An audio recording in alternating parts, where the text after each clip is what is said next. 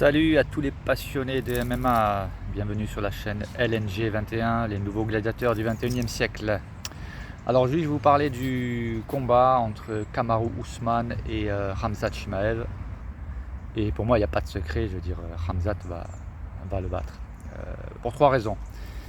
Bon, je ne vais pas spécialement les donner dans l'ordre, mais bon, le mental de Usman, voilà, c'est pas ça.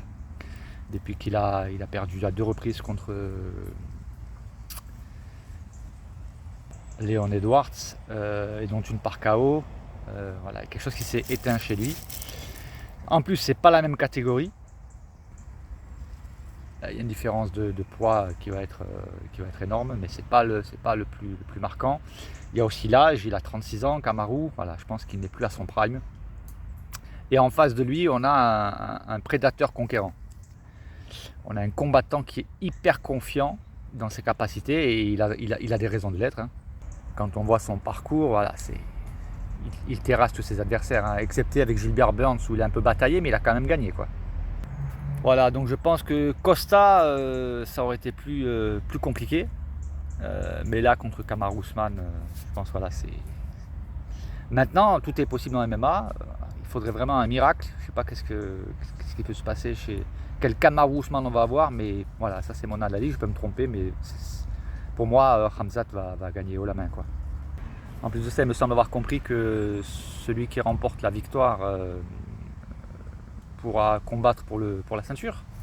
Donc c'est motivant effectivement pour Kamaru. Alors ça pourrait être effectivement un changement de situation énorme si ça crée une étincelle particulière chez Kamaru et qu'il se dit voilà, là j'ai la possibilité de revenir et de récupérer ma ceinture.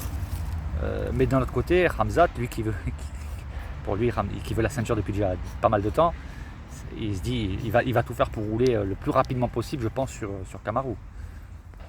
Alors certains ont peut-être peur pour le cardio de Khamzat, je pense qu'il est à la hauteur. Et puis surtout, ce qui peut faire la différence, c'est qu'il a, même en cas de défaillance physique, il a un mental d'acier, Khamzat.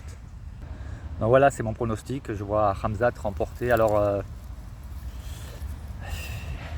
s'il nous fait du Khamzat qui mise tout sur le premier round et qu'il l'agresse et qu'il lui prend le dos et voilà, au premier round, ça peut être terminé. S'il dépasse le premier round, je vois pas le combat aller plus que 3 rounds. Attends, voilà, si ça va à la décision, on verra bien, mais je pense qu'avec un conquérant comme Khamzat, je pense pas que ça ira à la décision, surtout qu'il a dû tenir la leçon de son dernier combat contre Gilbert Burns, où effectivement c'est allé jusqu'à la décision. Mais là, je pense que le motivomètre, il doit être à 200% chez Khamzat. Voilà, aussi je profite pour vous demander un petit coup de main, vu que ma chaîne elle est toute récente, j'ai pas encore beaucoup d'abonnés, très peu même, pas encore beaucoup de vues. Voilà, si le contenu que je partage vous plaît, n'hésitez pas à vous abonner, à mettre un pouce bleu et puis à partager sur les réseaux sociaux certaines de mes vidéos que vous appréciez. Voilà, je vais maintenant faire la vidéo pour l'autre combat, combat de folie entre Alexandre Volkanovski et Islam Makhachev. A bientôt.